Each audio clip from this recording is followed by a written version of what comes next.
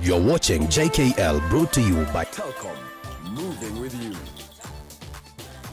Celebrating our heritage, we are stepping into a bold new future. Join us. Telkom, moving with you.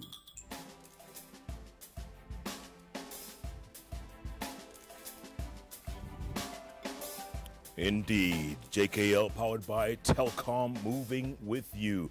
Now, the importance of this program tonight, with 5 days and 5 nights to go before the general election, was to give any of you who don't have that who don't feel that encouraged, that Tuesday, August the 8th, the IEBC will be ready. That's what we want to reassure you. And at the end of this night, I hope you will be reassured, because we have the youthful CEO. He's not even 40 years old, trained lawyer. And he's worked literally all around the world before he got this job as CEO of the IEBC in 2015. Ezra Chiloba, welcome to JKL. Thank you, Jeff. Good to see you. Good to see you again. Again, condolences to friends, family, colleagues of Chris Msando. Let's start with him first, and then we'll go back to the IEBC. All right. When did you first hear the news that he was found dead? That was about 1:15 on Monday. Where were you? Were you in the office? I had gone to Bomas of Kenya Yes. to have a meeting with my colleagues, senior managers, to just strategize in terms of how we get ready for the elections. And that very day, of course, I had gotten the report about his disappearance on Saturday night. So Was he supposed to be at the Monday meeting?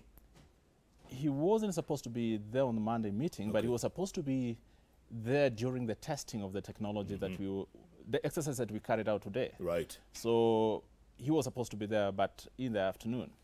So I got a report about him missing, and I tried to get in touch with the security agencies. I did not manage until the following morning, when we speak to the family members. So I called them over to the office. We worked together with the police, tried to reconstruct in terms of communication. Yeah.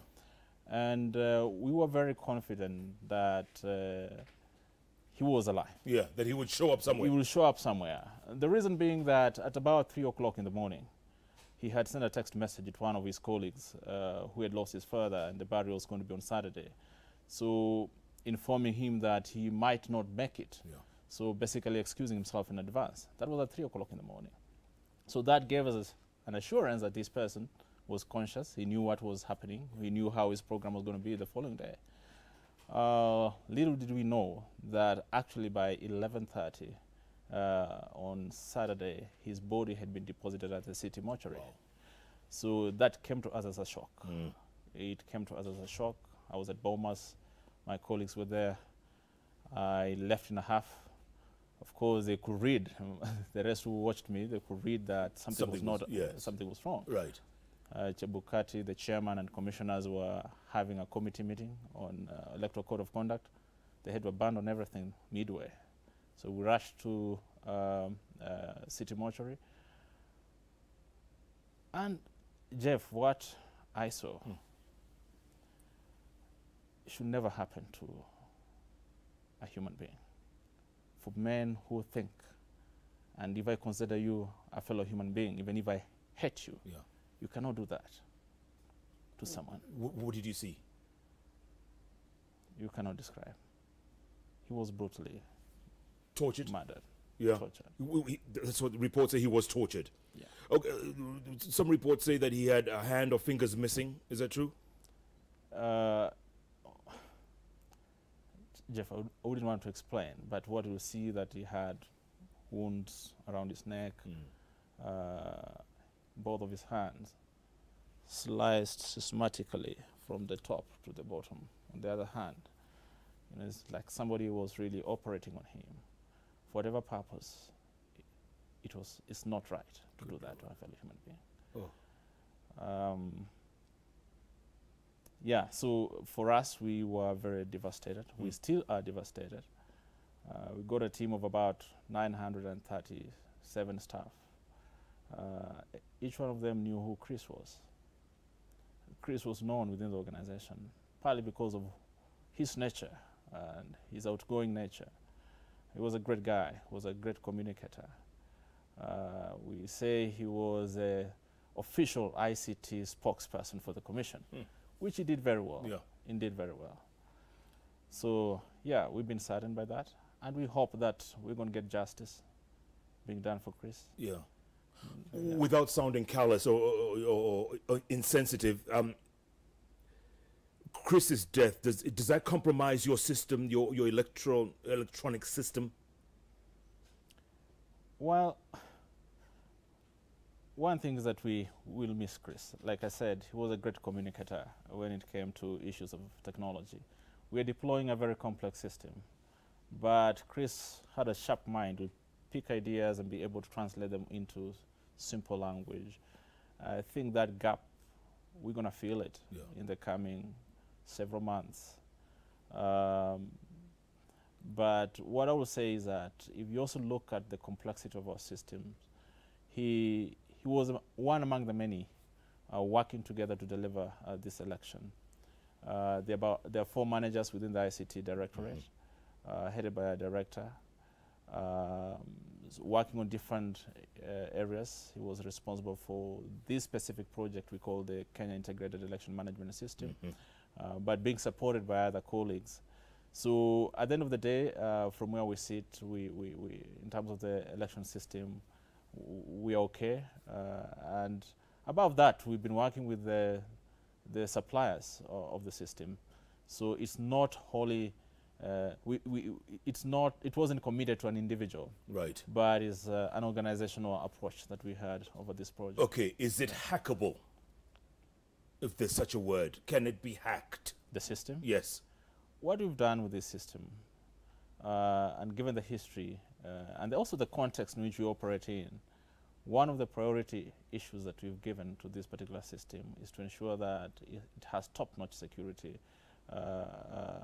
And that means that we have put in place mechanism to ensure that there is no interference. And at any given time, we have business continuity when it comes to the deployment of that particular technology. So from where we sit, I think we are secure with the system, and we do not expect any denial of service during the election. Yeah. Although, of course, we are concerned that there are very ingenious people out there who could attempt a lot of things. Yes. So the question is, what is it that we are doing on a daily basis to ensure that we are secure come the 8th? Yeah. I mean, if the Russians could hack the U.S. elections, I mean, who are we? I mean, you must always plan with that at the back of your mind. Yeah. So you must also ensure that you have backups upon backups if you have to deliver on your mandate. And Right. That's what we've actually done. Okay, I'll get back to the process in a moment. But first, 19 million, I love this number, 611,000. But maybe something about Chris, because sometimes it's good to have closure on this. You've seen that we've been very consistent in terms of asking for the security agencies to be able to protect election officials. Yes. But I want to stretch this further.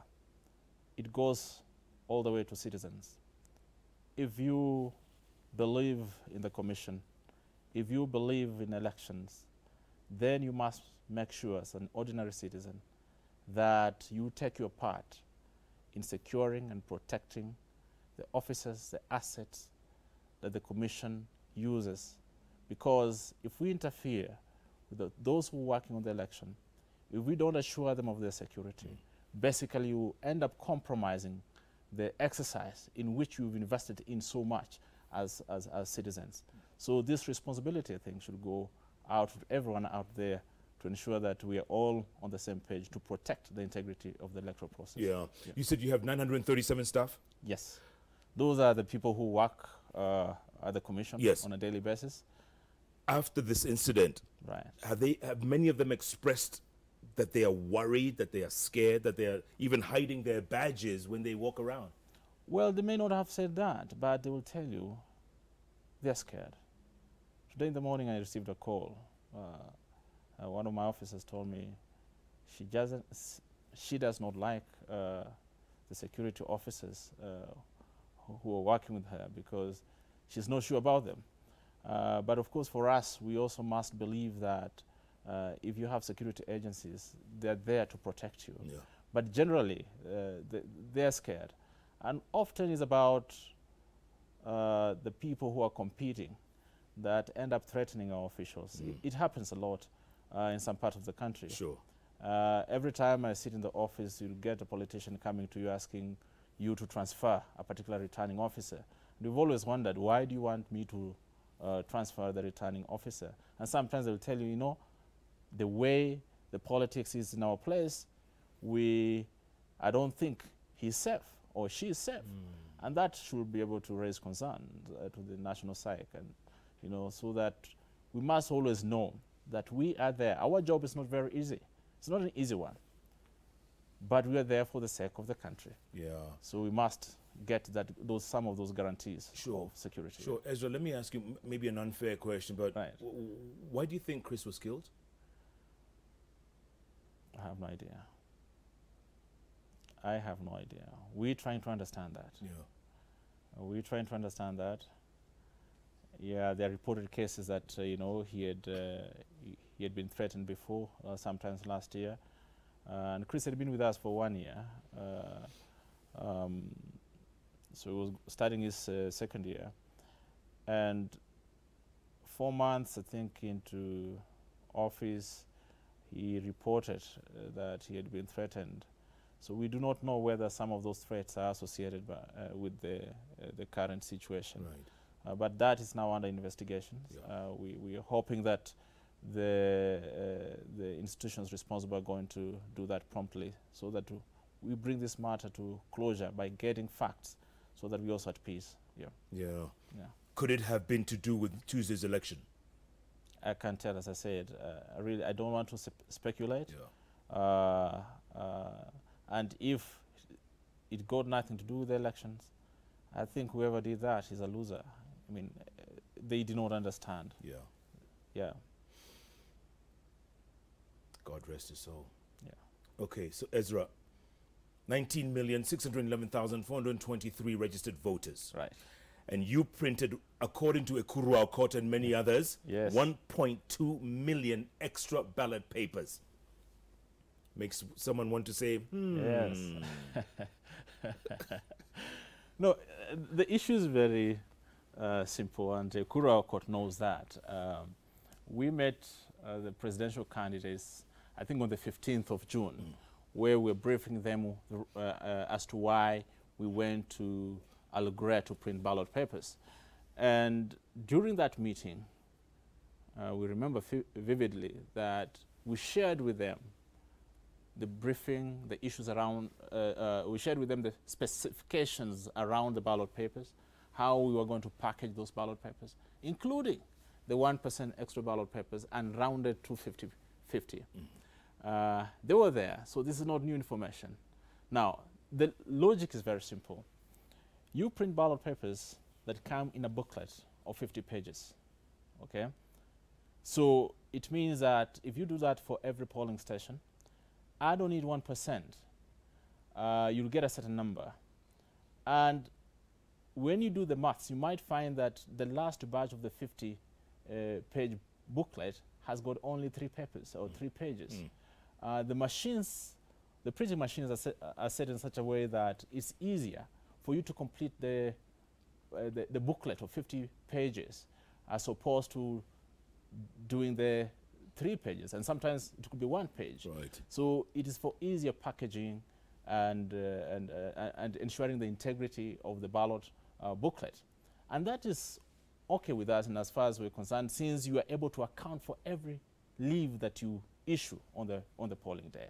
So there is nothing unusual. We've been doing this over time. Yeah. Yeah. What do you do with the extra papers? Now, the 1%, the intention is that you are able to ensure that an eligible voter is able to vote, even if something has gone wrong with their ballot papers. We call them the spoiled ballot papers. Yeah, spoiled ballots. Spoiled ballot papers. Before something could happen to the paper before you cast your ballot. Right.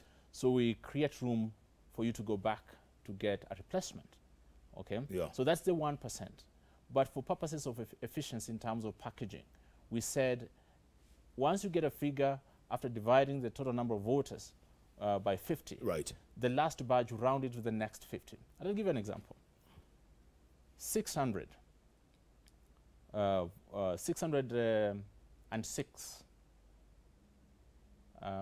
601 voters. Okay. So it means that you're likely going to have, divide by 50, you get what? You get 600 divided by 50. 12. No. It's 12, 50, Yeah, 600. you get 12. What do you mean no? You get 12. Yeah, you're right.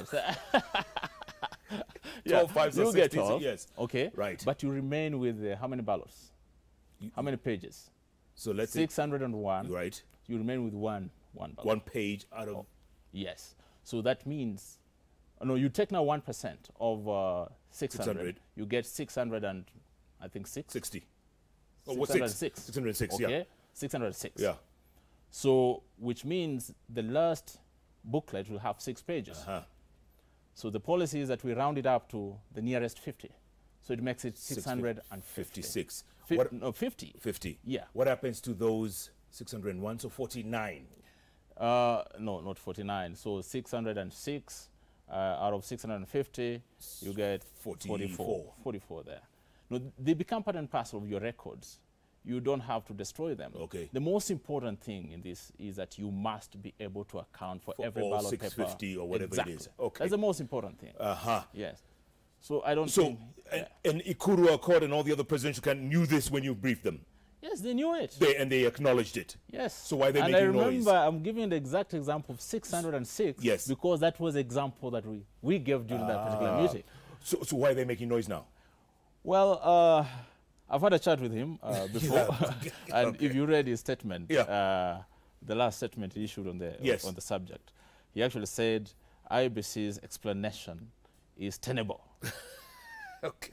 Okay, if you It's read tenable. it's tenable. So I think we want to assure him and the rest of the candidates that at the end of the day, the commission must be held to account. Okay. Polls open at 6 a.m. Yes. Close at 5 p.m. Yes. If you're still in line at 5 p.m., you get to vote. Yes. There are not more than 700 Per polling station. per polling station. Right. So basically, you should be done by day one. If all goes well, there won't be an extension, correct? No extension is expected. Yeah? We don't expect to extend any voting.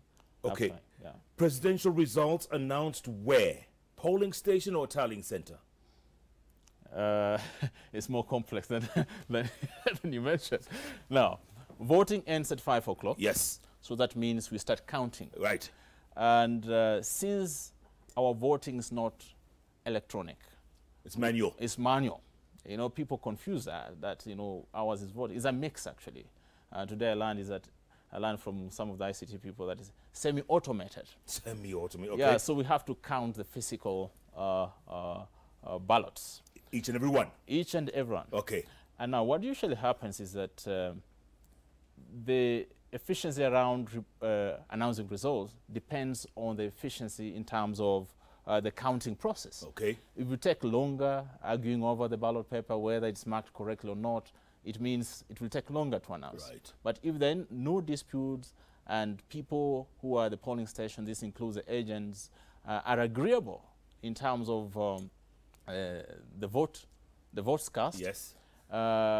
it should not take you more than 30 minutes counting Each of those 700 ballots. So let's say Yes. polling station number 1, Yeah. you count the presidentials out of 700. Right. Okay? Yeah.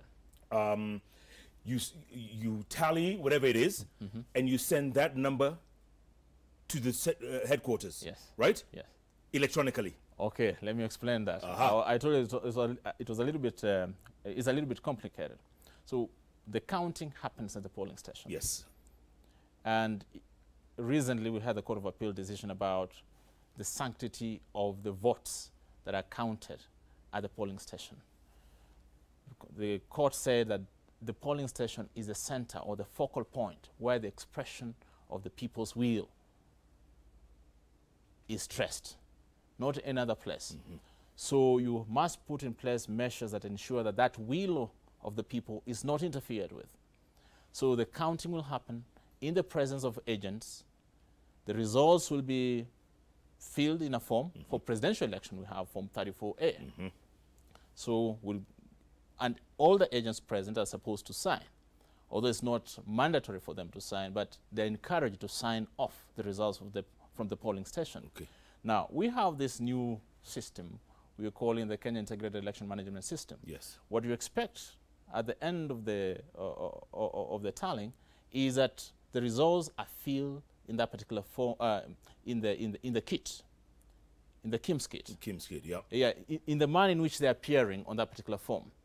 So they are filled, they are keyed in, the form is scanned using the same kit, and the agents are shown the data, both the text data that has been typed in, showing how candidates have performed, and compare it with the text of the form that has been scanned. Okay. So when they're all satisfied, the presiding officer is now required to press the button to submit the results. Right. And when you submit those results, they are transmitted electronically from the polling station to the constituency tallying center and to the national tallying center. And we've actually added the county tallying center.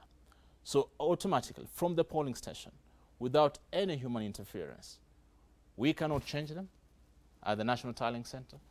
The constituency returning officer cannot change those results at the constituency tallying center. Now, when it comes to the constituency, in accordance with the Court of Appeal, the responsibility of the constituency returning officer is to collect those results. How many has each candidate, how many votes has each candidate scored, gotten or received in that particular constituency? And once they collect, without changing the results as they came from the polling station, those results become final.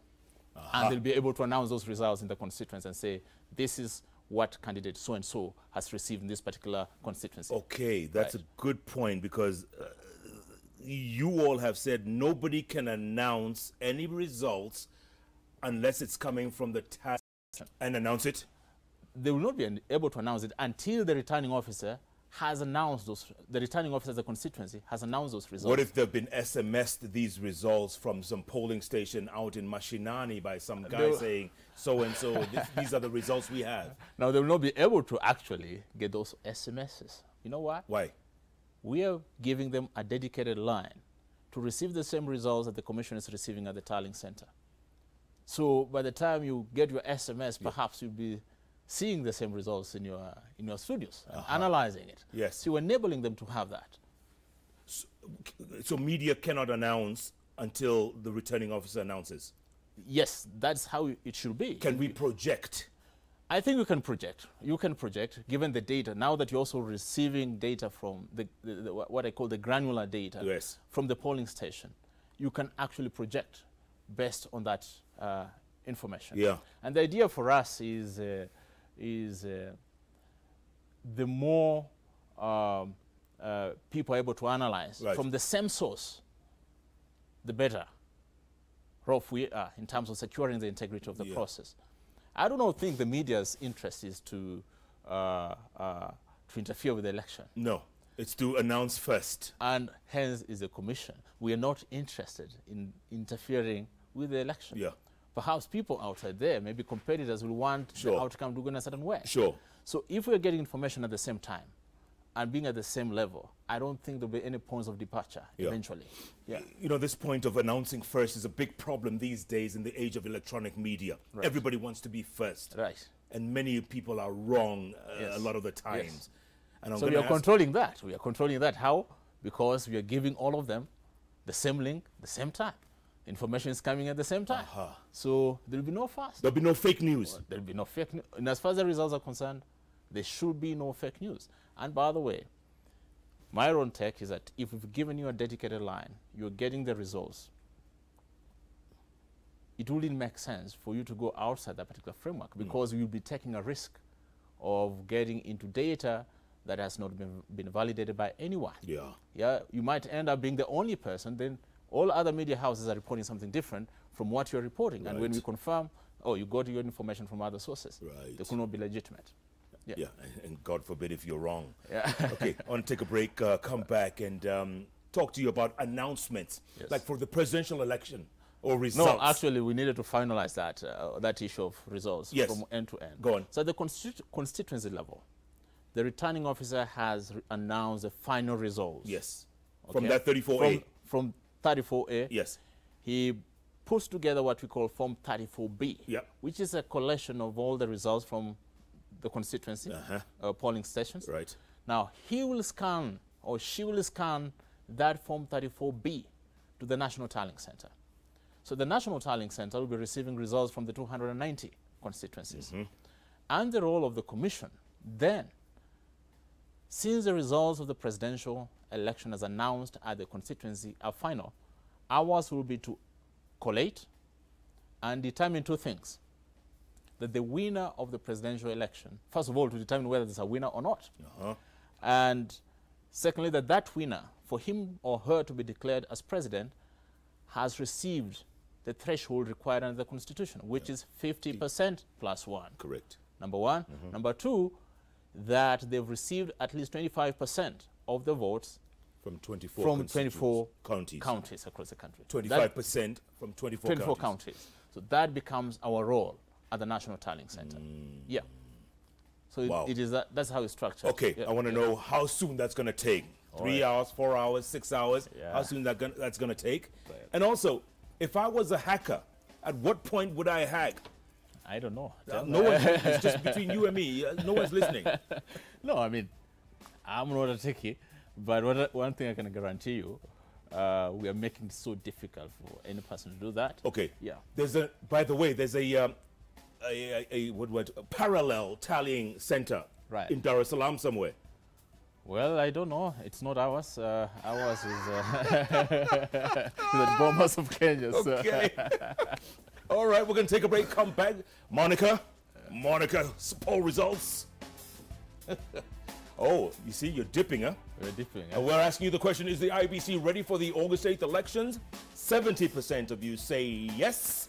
30% of you say no. You're still up there, by the way. You're still way up there. The last time I came here, it was the opposite. It was the opposite. Yeah. Look at that. A lot of confidence in the last few months. A lot of things. A lot of confidence. All right. 5 days and 5 nights to go before the general election. Ezra Chiloba, CEO of the IEBC, is the one on the bench today breaking things down.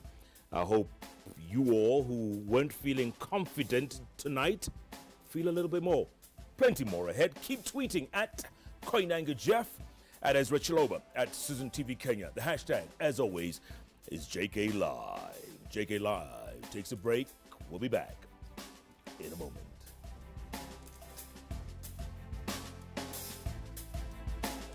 You're watching JKL, brought to you by Telkom, moving with you. Celebrating our heritage, we are stepping into a bold new future. Join us. Telkom, moving with you.